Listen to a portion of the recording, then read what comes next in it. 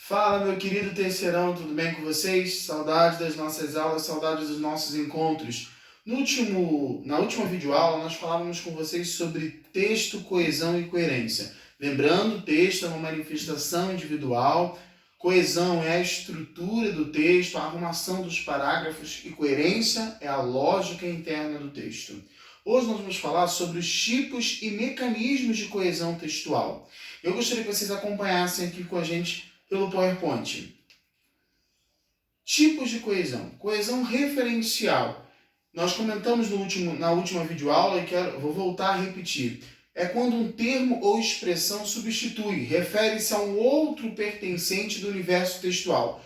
Esse tipo de coesão ocorre quando os elementos coesivos ou conectivos retomam e anunciam as palavras, frases e sequências que exprimem fatos ou conceitos. Quero lembrar da importância dessa coesão referencial no quesito da repetição de palavras no texto. Infelizmente, as últimas redações de vocês, nós temos percebido essa questão da repetição, muitas repetições da mesma palavra no texto. Isso não é legal. Isso é cobrado pelos corretores do Enem. É importante que nós venhamos saber os sinônimos dessas palavras para não repetir, ou saber usar a coesão referencial para que essa repetição não aconteça durante os nossos parágrafos na nossa redação.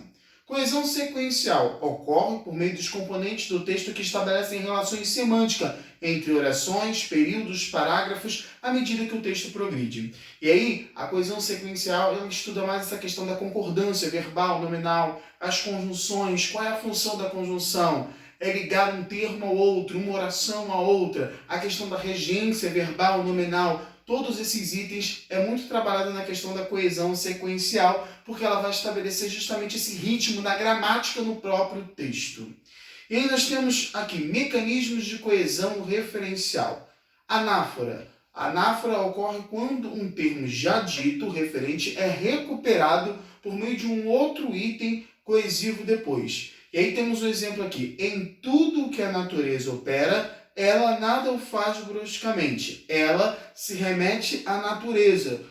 Para não repetir novamente a palavra natureza, nós usamos aí o ela, né? Temos aí esse pronome. Então, em tudo que a natureza opera, a natureza nada o faz bruscamente. Opa, não é? Em tudo que a natureza opera, ela, se remetendo à natureza, nada o faz bruscamente. Esse é o modelo da anáfora, essa é a função da anáfora. Justamente para não acontecer a repetição, ela usa o ela. Agora o segundo exemplo. Aquele que recebe um benefício não deve jamais esquecê-lo. Esquecê-lo, o lo se remete ao benefício. Lembrá-lo também se remete ao benefício. Vamos lá. Aquele que recebe um benefício não deve jamais esquecê-lo. Aquele que o concede não deve jamais lembrá-lo. Esquecê-lo, lembrá-lo, se remetem ao benefício. A catáfora já é diferente. É quando um termo pressuposto aparece após o termo coesivo de uma forma preposital. Por exemplo, há três coisas que nunca voltam atrás. A flecha lançada, a palavra pronunciada e a oportunidade perdida. Os três itens que se remetem às três coisas que não voltam atrás estão na sequência. É o que chamamos de catáfora. Ela justamente exerce essa função de termo pressuposto. Ela aparece após o termo coesivo. Nesse momento, o termo coesivo, três coisas. Três coisas, e aí tem a flecha lançada, a palavra pronunciada, a oportunidade perdida, vem após o termo coesivo. Outro exemplo, ela está no horizonte, me aproximo 2 passos, ela se afasta 2 passos, olha a sequência. Ela está no horizonte, ela se afasta, caminho de 10 passos e o horizonte corre 10 passos. Por mais que eu caminhe, jamais a alcançarei. Também se remetendo a ela, né? E aí vem o ela está no horizonte, ela se afasta e jamais a alcançarei. Todos os segmentos aí emitidos após o item coesivo. Temos também a elipse. A elipse ela se dá quando um elemento do texto é retirado, evitando a repetição. É preciso viver, não apenas existir. O é preciso foi retirado para não acontecer a famosa repetição. O elipse está aí, é preciso.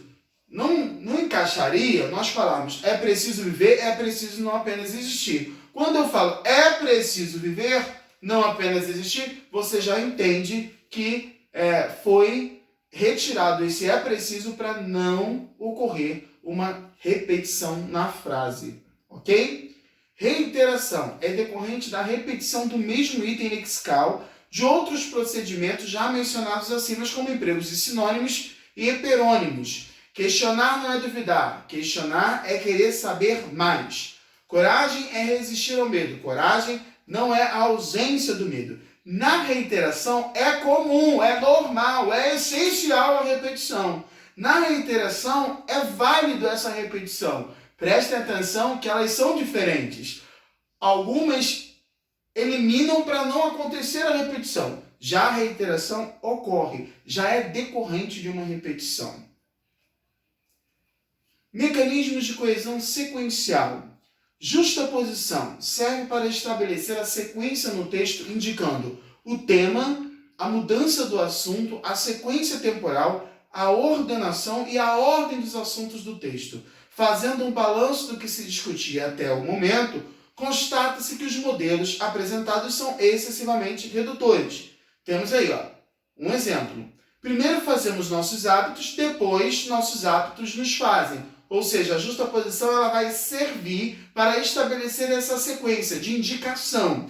Fazendo um balanço do que se discutia até o momento, constata-se uma sequência de fatos.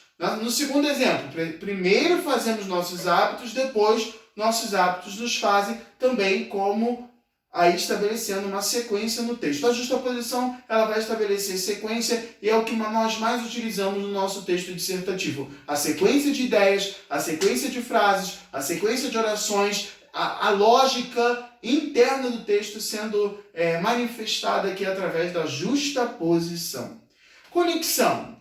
Se você rouba ideias de um autor, é plágio. Se você rouba de muitos autores, é pesquisa. Olha, o C também é conexão, trazendo uma certa ideia, destaque na frase. Toda a equipe jogou entrosada, portanto, o atacante teve como mostrar seu bom futebol e marcar muitos gols. Eu quero fazer um destaque muito importante, que a conexão nada mais é do que o uso dos conectivos e das conjunções. A conexão ela está inteiramente ligada ao uso da conjunção e dos conectivos.